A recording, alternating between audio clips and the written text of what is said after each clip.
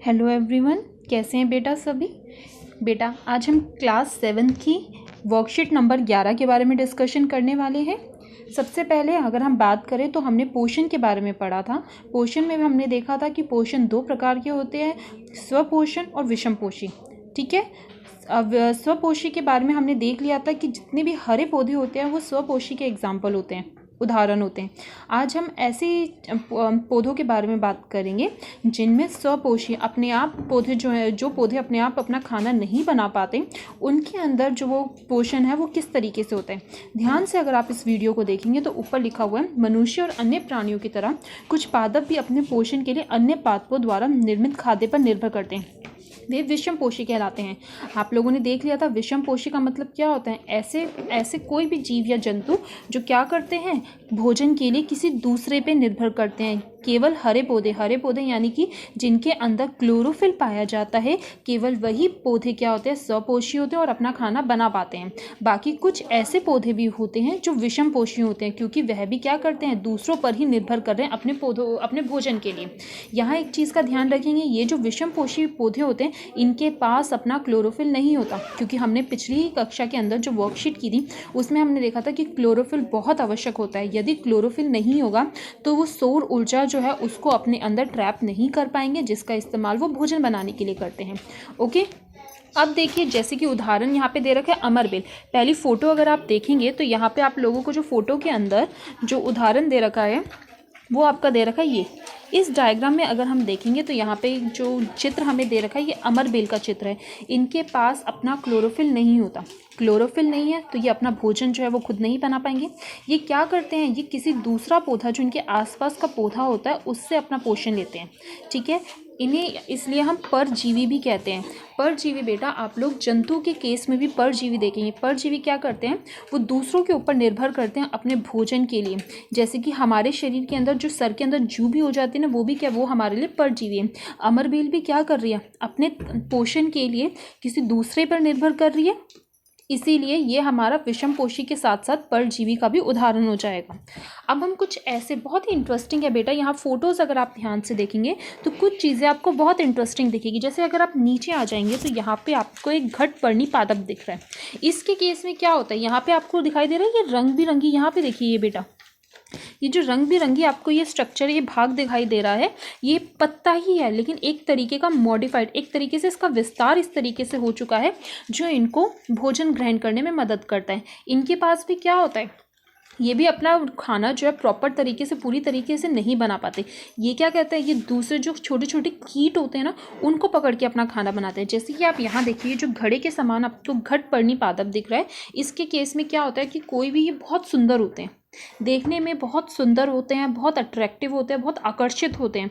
तो छोटे छोटे कीट क्या होते हैं, वो इनकी ओर आकर्षित होते हैं और इनके ऊपर बैठ जाते हैं। जैसे वो इनके ऊपर बैठते हैं तो इनका जो ऊपर आपको ये ढक्कन सा दिखाई दे रहा है ना, ये बंद हो जाता है और वो कुछ ऐसे पाचन तत्व निकलते हैं जिसकी वजह से वो कीट जो है वो डाइजेस्ट हो जाता है। इस तरीके से ये अपना भोजन करते हैं। यहाँ पे आप इनके और उदाहरण भी देख सकते हैं, जैसे कि घटपर्णी पादप, वीनस फ्लाईट्रैप पादप, ये सभी इसके उदाहरण हो जाएंगे। वीनस फ्लाईट्रैप भी देखो कितना सुंदर सा आपको दिखाई दे रहा है। इसके केस में भी क्या होता है, जैसे ही कोई कीट इसके अंदर बैठता है ये अपना ऊपर का जो ये ढक्कन है इसे बंद कर देता है और जिसके बाद ये कुछ पाचक तत्व निष्कासित करता है, जिससे कि जो पूरा का पूरा कीट है वो हमारा डाइजेस्ट हो जाता है।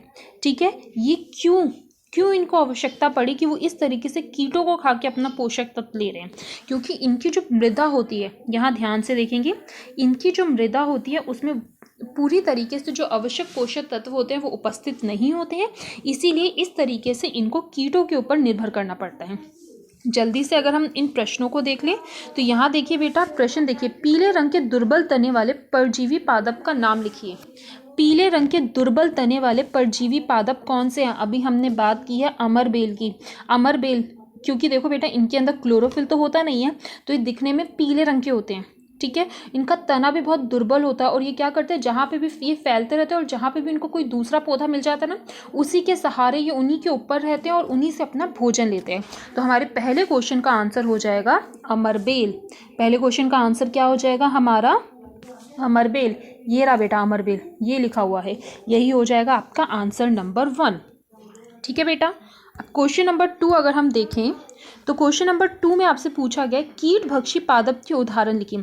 कीट भक्षी जो कीटों का भक्षण करके अपना भोजन करते हैं, ऐसे पादपों के उदाहरण हमने कौन कौन से देखे हैं। यहाँ पे देखो घटपर्णी पादप, वीनस फ्लाई ट्रैप, ठीक है, ये क्या हो जाएंगे, कीट भक्षी पादप के उदाहरण हो जाएंगे।